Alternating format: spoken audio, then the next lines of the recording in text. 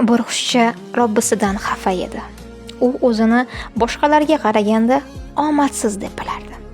Nega menga chiroyli ovoz bermading? Nega qanotlarim kuchsiz? Nega hayotim sinovlarga to'la deb ich-ichidan ranjir edi. Ammo shikoyatini hech kimga aytmas edi. Yillar o'tdi. U lom-mim demadi. Bir kuni undan "Sen nega hech qachon shikoyat qilmaysan?" deb so'rashdi. Qushcha jilmayib dedi: "Avvallari Robbimdan xafa edim. Ammo vaqt o'tib angladimki, men baxtsizlik deb o'ylagan narsalarim meni asrab qolgan ekan. Agar ovozim juda chiroyli bo'lganida, ovchilar meni juda tez topar edi. Agar qanotlarim kuchliroq bo'lganida, ehtimol manmanlikka berilardim. Agar har bir istagim darrov ushalganida, Robbimni unutgan bo'lar edim. Menga bergan narsalar ham rahmat ekan. Kechikkan narsalar ham hikmat ekan. Yo'qotganlarim ham meni to'g'ri yo'lga boshlagan ekan.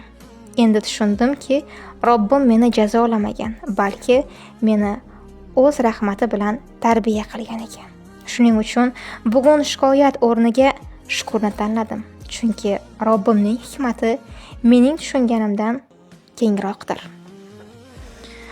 Ba'zan Alloh yo'q degani uchun yig'laymiz. Oradan yillar o'tib esa aynan o'sha yo'q bizni eng katta musibatdan asraganini tushunamiz.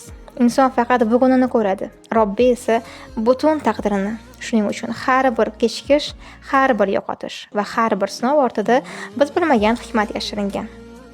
Robbisiga ishongan qalb shikoyat qilmaydi, sabr qiladi. Chunki u biladi, Alloh bergani ham, bermagani ham faqat yaxshilik uchundir.